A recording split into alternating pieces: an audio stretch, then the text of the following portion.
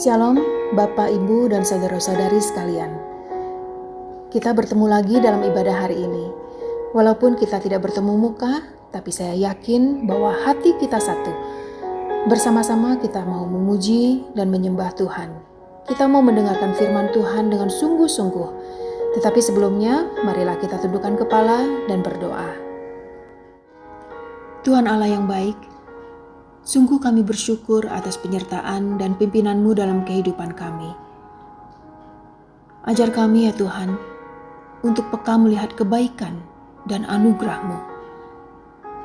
Ajar kami untuk fokus bukan hanya pada hal-hal yang negatif, yang belakangan ini menerpa bertubi-tubi. Tetapi biarlah kami boleh selalu fokus hanya kepada Engkau, Allah kami yang setia, Allah kami yang maha kuasa, Allah kami yang maha sanggup, maha pemurah, dan terlebih lagi, Allah yang mengasihi kami anak-anak-Nya. Berkatilah kebaktian hari ini ya Bapa. Berkati juga Ibu Pendeta Lim Livang yang akan menyampaikan firman-Mu. Tolong kami agar boleh tetap beribadah dengan sungguh-sungguh.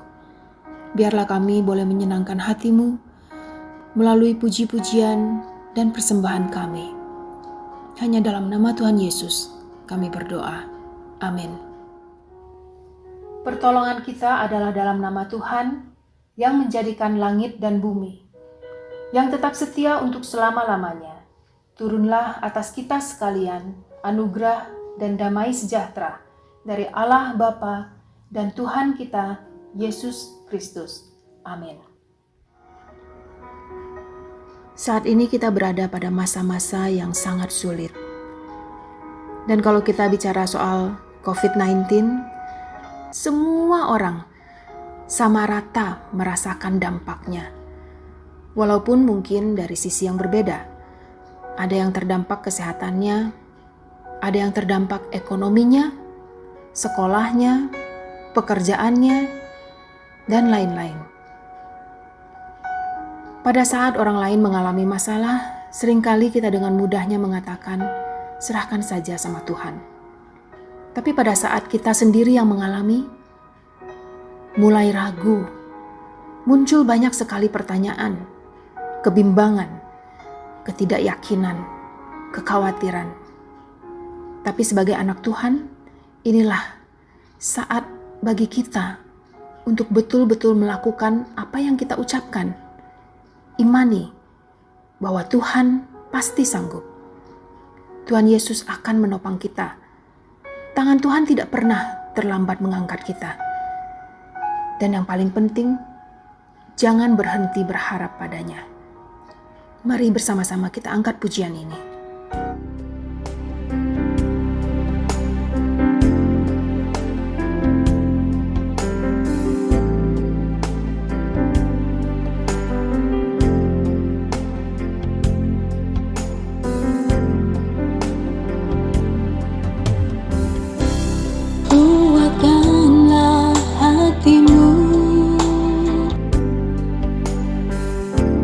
Lewati setiap persoalan, Tuhan Yesus selalu menopangmu. Jangan berhenti harap padanya. Tuhan pasti sanggup. Takkan terlambat untuk mengangkatmu. Tuhan pasti sanggup. Percayalah, Dia tak tinggalkanmu.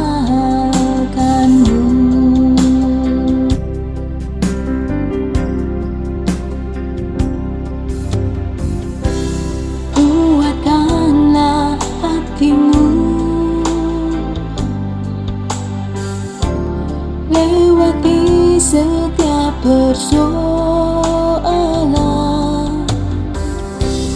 Tuhan Yesus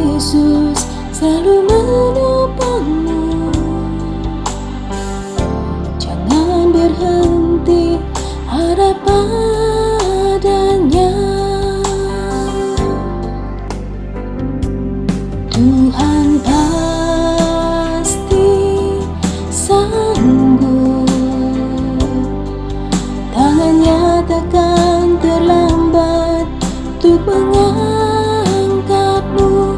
Tuhan masih sanggup, percayalah, Dia tak tinggalkanmu.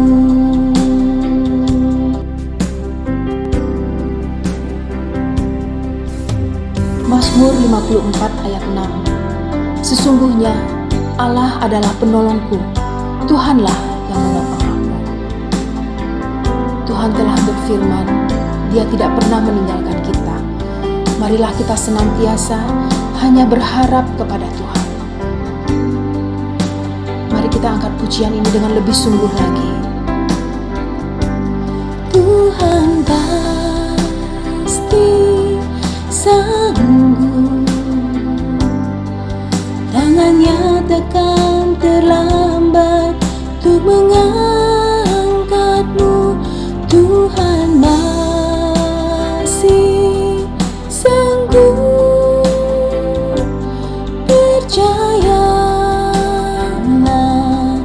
Dia tak tinggalkanmu. Percayalah, Dia tak tinggalkanmu. Percayalah, Dia tak tinggalkanmu.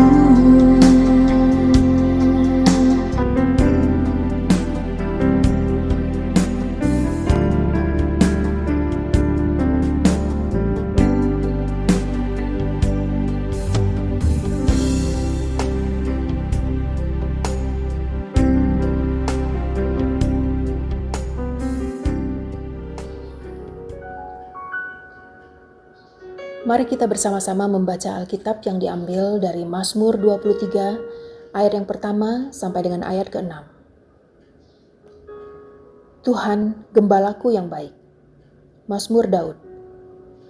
Tuhan adalah gembalaku, takkan kekurangan aku. Ia membaringkan aku di padang yang berumput hijau. Ia membimbing aku ke air yang tenang. Ia menyegarkan jiwaku. Ia menuntun aku di jalan yang benar, oleh karena namanya. Sekalipun aku berjalan dalam lembah kekelaman, aku tidak takut bahaya, sebab Engkau besertaku. Gadamu dan tongkatmu, itulah yang menghibur aku. Engkau menyediakan hidangan bagiku di hadapan lawanku. Engkau mengurapi kepalaku dengan minyak. Pialaku penuh melimpah. Kebajikan dan kemurahan belaka akan mengikuti aku seumur hidupku, dan aku akan diam dalam rumah Tuhan sepanjang masa. Demikianlah firman Tuhan. Mari kita bangkit berdiri, kita akan mengakui iman kita di hadapan Tuhan. Pengakuan iman rasuli. Aku percaya kepada Allah, Bapa yang Maha Kuasa, Khalik langit dan bumi, dan kepada Yesus Kristus, anaknya yang tunggal Tuhan kita, yang dikandung daripada Roh Kudus, lahir dari anak darah Maria, yang menderita sengsara di bawah pemerintahan Pontius Pilatus, disalibkan, mati dan dikuburkan, turun ke dalam kerajaan maut. Pada hari yang ketiga, bangkit pula dari antara orang mati, naik ke surga, duduk di sebelah kanan Allah, Bapa yang Maha Kuasa, dan dari sana Ia akan datang untuk menghakimi orang yang hidup dan yang mati. Aku percaya kepada Roh Kudus, gereja yang kudus dan am, persekutuan orang kudus, pengampunan dosa, kebangkitan orang mati, dan hidup yang kekal. Amin. Sesaat lagi kita akan mendengarkan firman Tuhan yang akan disampaikan oleh Ibu Pendeta Lim Livang. Mari kita mempersiapkan hati dan pikiran kita dengan sungguh-sungguh untuk menerima firman Tuhan.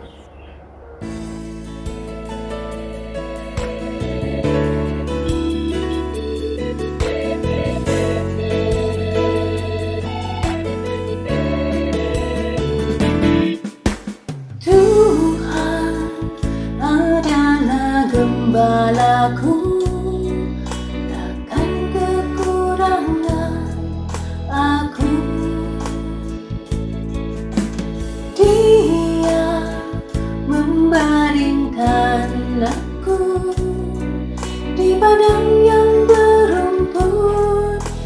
jauh, Dia membimbingku ke air yang tenang, Dia menyegarkan jiwaku, Dia menuntunku ke jalan yang benar, oleh karena namanya. Sekalipun aku berjalan dalam lembah kegelapan,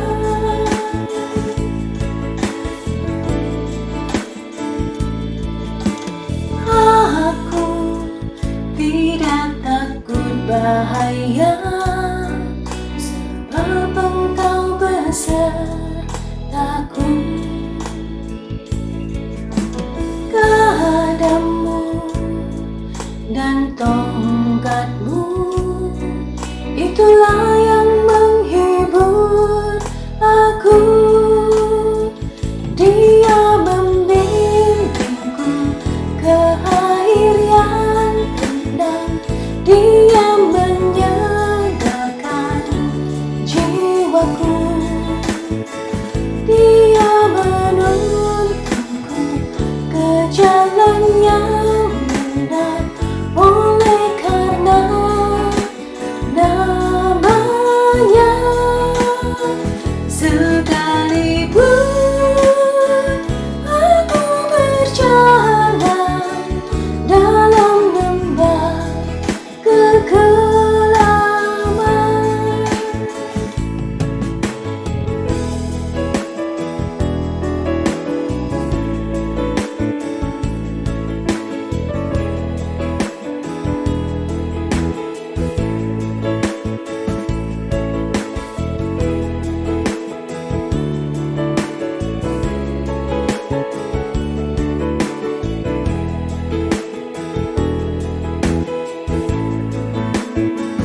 Dia membimbingku ke air yang tenang, Dia menyegarkan jiwaku, Dia menuntunku ke jalan yang benar, oleh karena namanya. Sekalipun aku berjalan dalam lembah kegelapan, sekalipun aku berjalan dalam lembah kegelapan, dan aku pun akan diam dalam rumah Tuhan sepanjang masa.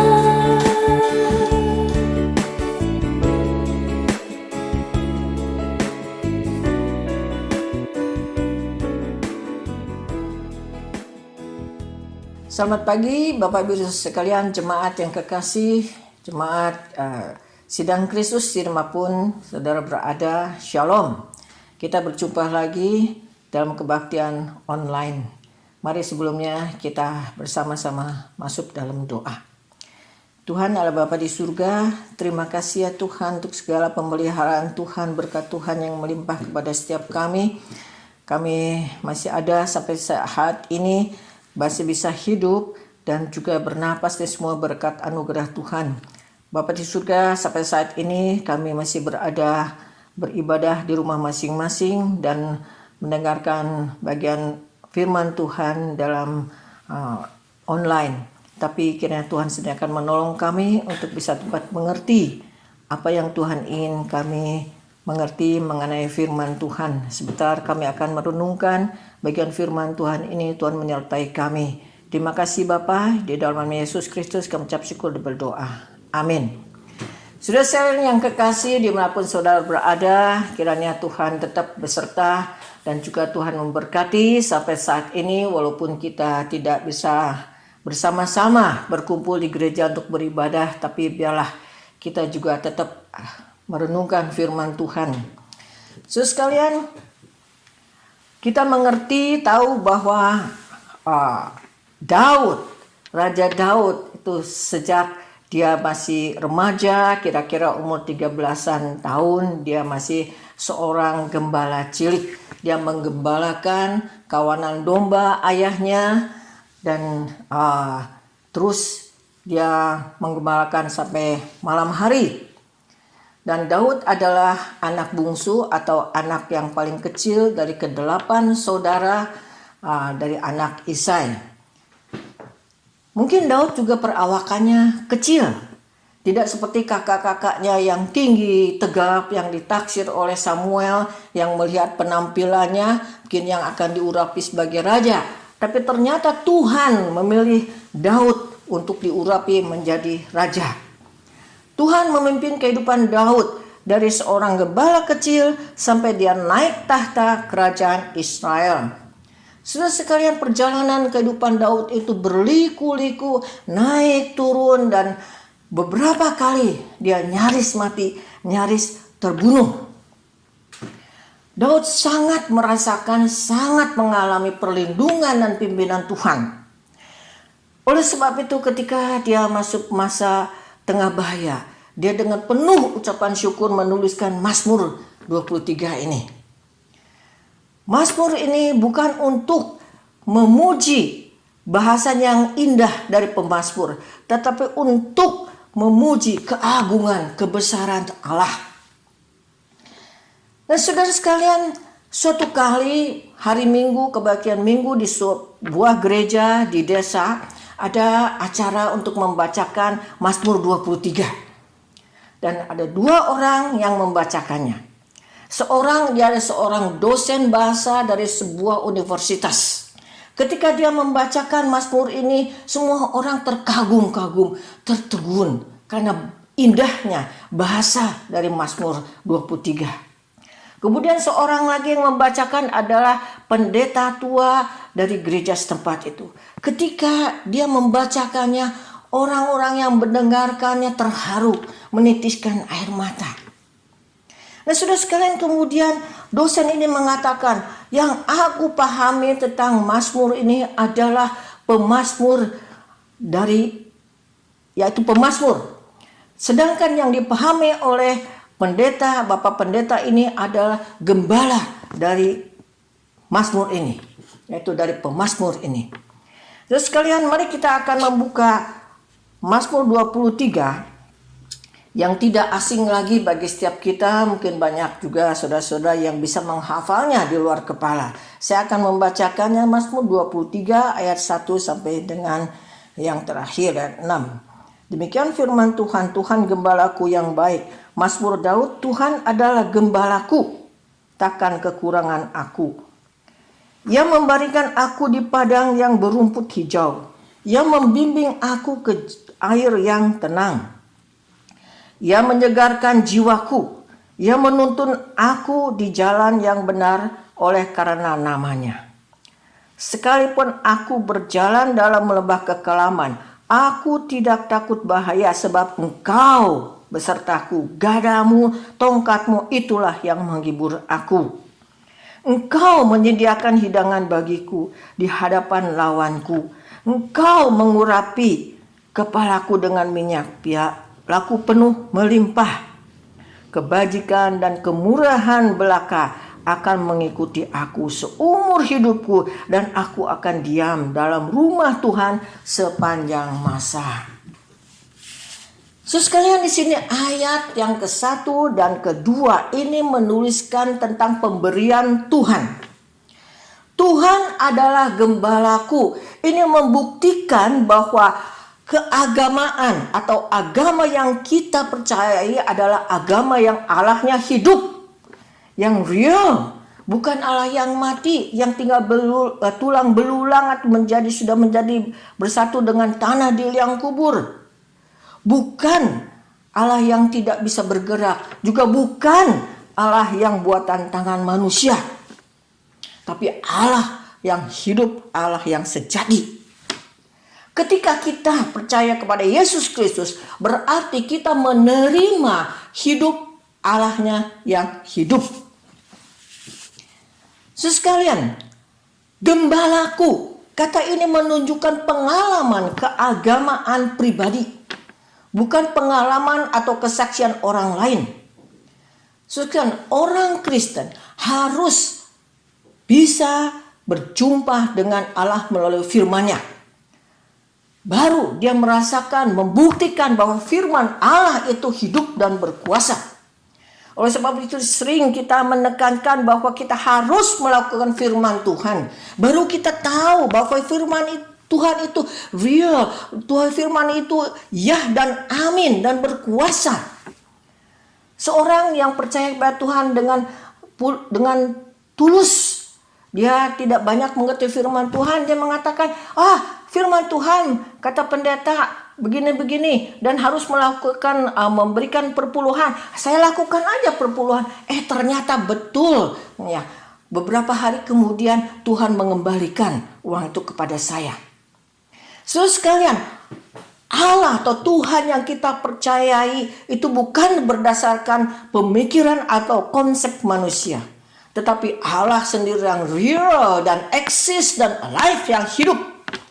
Manusia mau percaya atau tidak, mau menerima atau tidak, Allah tetap ada. Allah tetap hidup. Sekarang ada orang yang menjadi Kristen karena orang tuanya Kristen atau suami atau istrinya Kristen. Maka dalam KTP-nya tulis apa agamanya? Kristen. Ya, sebenarnya Kristen. Karena kalau tidak ditulis nanti disangkanya ateis atau komunis. Nah, orang Kristen yang demikian berbeda dengan orang yang sungguh-sungguh dia percaya Yesus, sudah bertobat dan mendapat hidup baru. Kehidupannya pasti berbeda. Sekalian, kita bicara tentang domba. Kenapa umat Tuhan diumpamakan seperti domba? Karena yang pertama, kita tahu bahwa domba itu sifatnya baik. Kedua, domba itu adalah binatang korban yang dikenan oleh Tuhan yang paling baik. Dan ketiga, domba itu mempunyai hati yang taat. Saudara, jika kita sebagai domba Allah, harusnya kita menjadi domba yang baik. Kita terus berusaha lebih mengenal gembala kita dan suaranya. Dan terus ikut gembala kita. Dan terus dibimbing olehnya, bersandar kepadanya. Kita bicara tentang gembala. Sekarang Daud memuji Allahnya sebagai gembala yang baik. Ini menunjuk pada Yesus Kristus. Yohanes 10 ayat 11 dan 14. Digembalakan oleh seorang gembala yang baik. Dari Mazmur ini kita mendapat 3 berkat paling sedikitnya. Yang pertama, tidak akan kekurangan. Yang kedua, kita tidak takut melewati lembah kekelaman. Yang ketiga, terhindar dari serangan musuh. Saudara sekalian, pada umumnya manusia takut akan 3 hal yang paling ditakuti. Yang pertama itu manusia takut kekurangan. Baik itu kekurangan sandang, pangan, uang, kesehatan, kasih sayang, hikmat, ataupun yang lainnya. Kekurangan salah satu dari itu akan menderita. Kita akan ketakutan, kita akan gugup, kita akan stres. Tetapi Alkitab mengatakan apa? Kalau ada Tuhan sebagai gembala, tidak akan kekurangan. Kalau kita punya Tuhan, kita punya emas, kita punya madu. Mazmur 9 ayat 9 dan 10. Kalau punya Tuhan, kita punya mutiara. Matius 13 ayat 45. Kalau punya Tuhan, kita punya susu segar.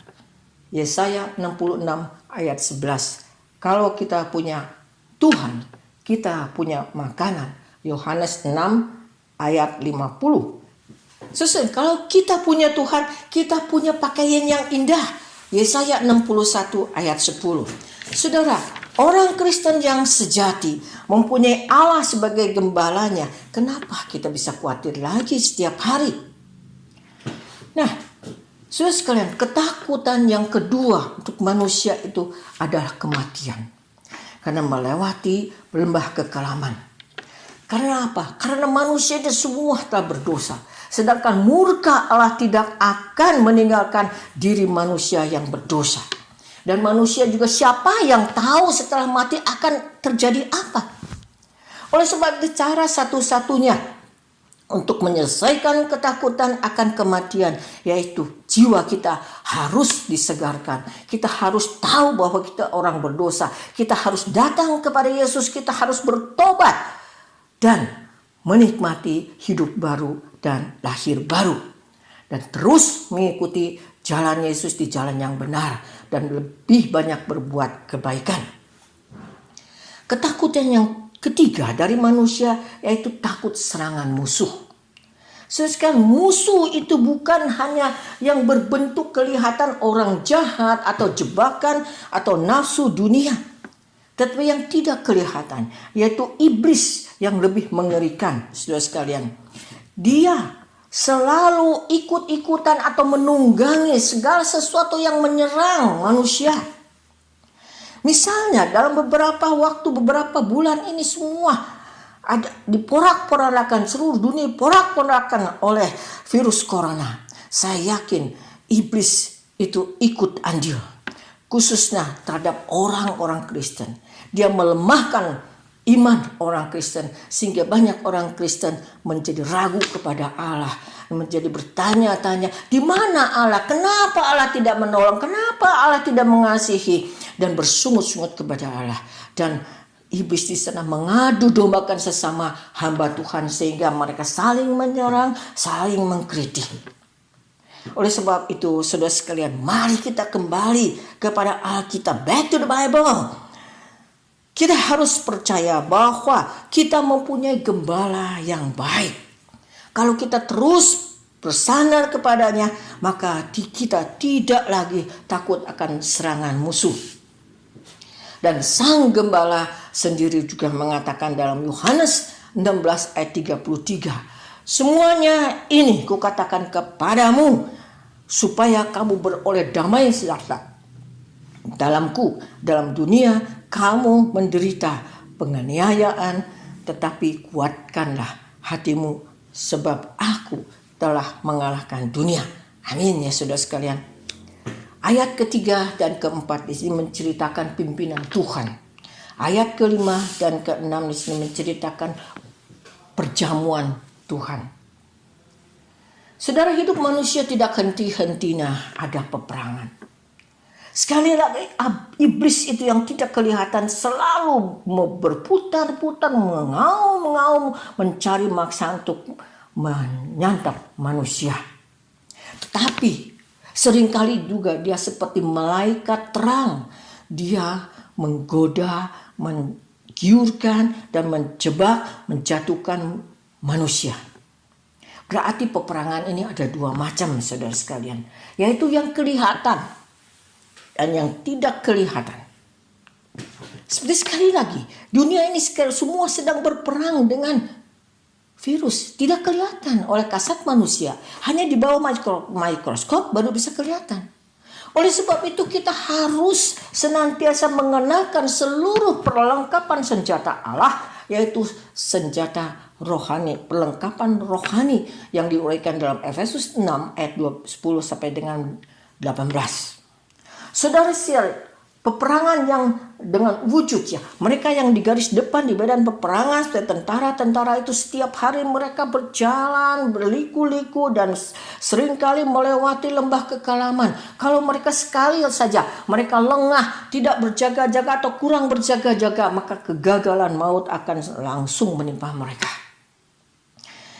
Saudara sekalian, dari ayat ketiga sampai keempat ada pergantian ganti nama. Yaitu dari Iyah menjadi engkau, mu. Sebab engkau besertaku, gadamu, tongkatmu, itulah yang menghibur aku. Jadi hubungan antara domba dan gembala itu dari jauh menjadi dekat, dari asing menjadi akrab. Engkau Tuhan yang membuat aku kuat.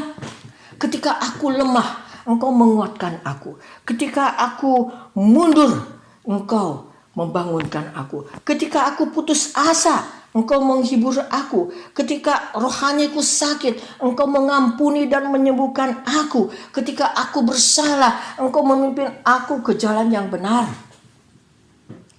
Saudara sekalian, di padang gurun, gembala yang memimpin kawanan domba, ia jalan di depan dengan tangannya memegang tongkat dan gada. Tetapi di belakang domba dia juga menempatkan 2 anjing pemburu untuk menjagai domba kalau ada binatang buas yang menyerang domba. Demikian juga saudara sekalian, Allah dengan belas kasihannya, dengan kasih sayangnya, dia menjagai umatnya dari kejaran dosa kejahatan. Oleh sebab itu, saudara sekalian, umat Allah harus dengan iman untuk tidak takut, tapi terus dengan teguh bersandar kepada Tuhan. Karena iman kita bukan iman yang membabi buta, bukan iman yang sembarangan, melainkan iman yang diberikan oleh Allah sendiri kepada kita. Kita harus mempraktekkan iman ini dalam kehidupan kita, khususnya pada masa sekarang ini. Sekali lagi, kita harus jelas tahu bahwa Allah adalah gembala kita yang agung, Allah yang hidup, yang sejati.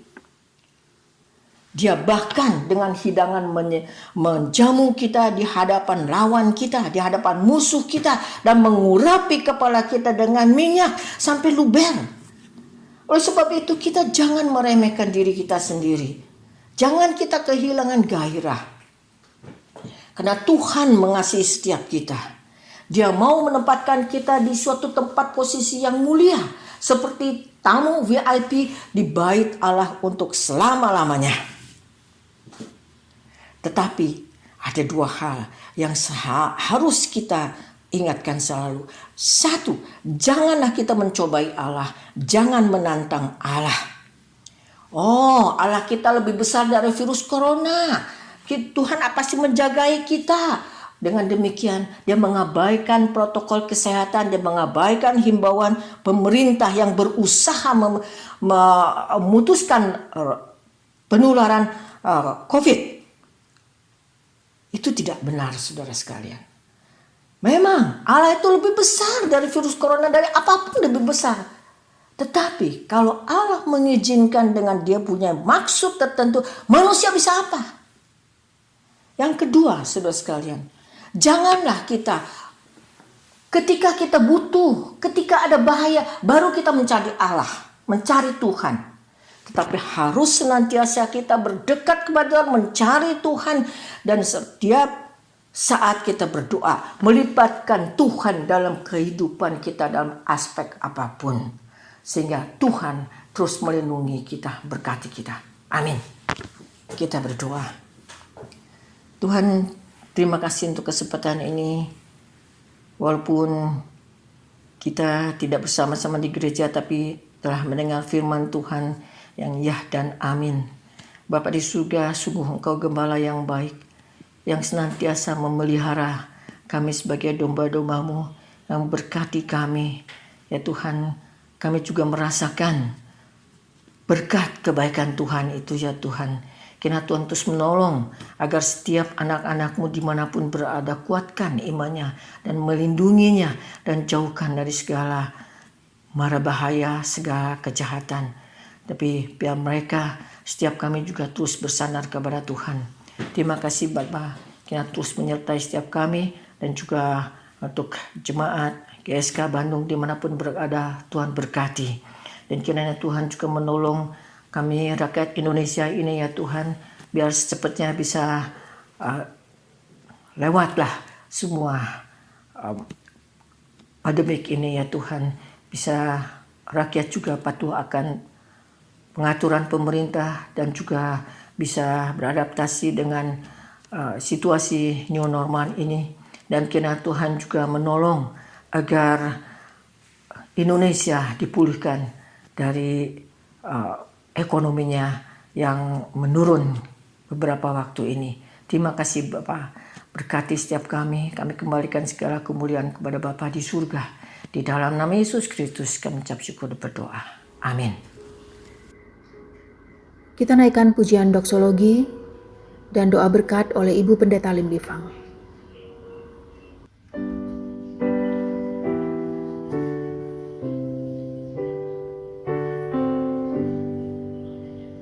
Puji Allah Bapa Putra, puji Allah Roh Kudus, ketiganya yang esa, pohon selamat sumber berkat.